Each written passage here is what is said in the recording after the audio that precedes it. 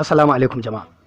A yau bidiyon da muka zo da shi zan nuna muku yanda ake bibiyar waya ko ta kanwarka ce ko budurwarka ko ta saurayinki.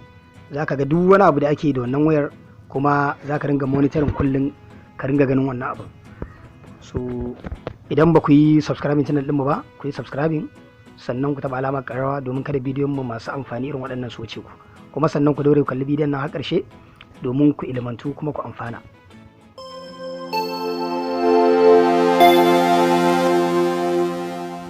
So abin da ake yi shine farko za ka daure ka karbi wayar budurwarka ko kuma wanda kake so ka bibiya, wayar da kake so ka bibiya ka karbe ta na ɗan wasu mintuna, sai ka shiga Google Play Store.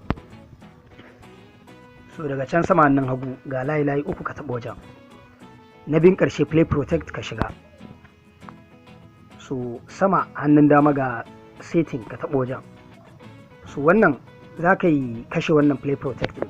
So that means idan ka kashe duk wani application in kana so ko yana da dan matsala in kana so ka sauke shi a wayar nan zaka iya installing din shi, saboda application din da zamu sauke a wayar ba zai installing ba idan ba mu zo mun kashe wannan ba. Bayan ka kashe Play Protect a wayar ta, idan ba ku manta ba a wayar wanda kake so ka bibiya, so abu na gaba da zaka yi shine zaka je browser. So kowace browser ni na zaɓi Chrome. So daga sama wajen searching sai ka rubuta spysetup.com. So wannan website na spysetup.com idan ka shige kawo kana, so ga wajen download free Android spy now ka taɓa wajen, za ka yi downloading application ne a wayarta. So ya gama downloading ka taɓa open. Suna application ɗin shine update manager. So za ka yi installing ɗin shi akan wayarta. Ya yi installing ka ci taba open. So daga sama accept terms of service to continue sai ka yi ticking nan wajen. Improve stability shi ma ka taba. So zai kawo ka nan sai ka taba activate this device administrator. Ka yi improving stability. Za ka yi creating account ne da Gmail ɗinka za ka yi amfani. Ina fata kun gane. A wayar ta za ka sa Gmail ɗinka. To sai ka sa Gmail ɗinka. Za ka maimaita Gmail ɗin.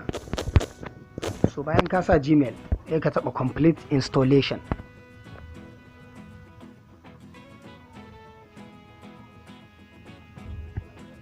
So sun ce this application was successfully installed. Please check your email if you do not receive an email within few minutes. Please check your spam folder or contact us.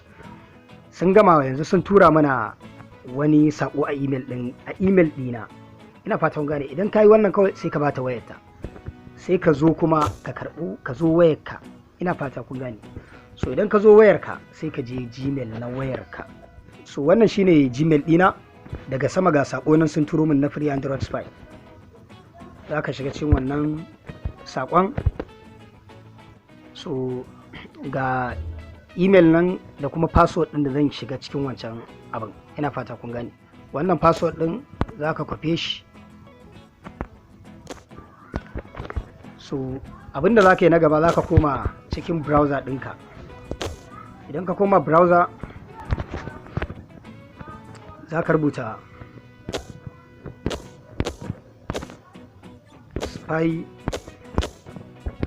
spysetup login. Kun gane a wayarka. So option na farko da ya baka free Android spy, sai ka shiga wajen. So nan wajen, so saman nan zaka sa Gmail wanda kai amfani da shi wajen registration a wayar da kai setting nan.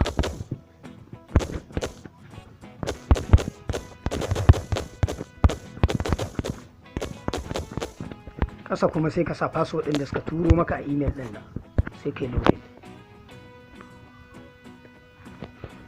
So abin da yake faruwa shine ga shi duk wani abu da yake faruwa a wayar, amma ba za su yi updating ba sai bayan dan wani lokaci. Ina fata kun gane.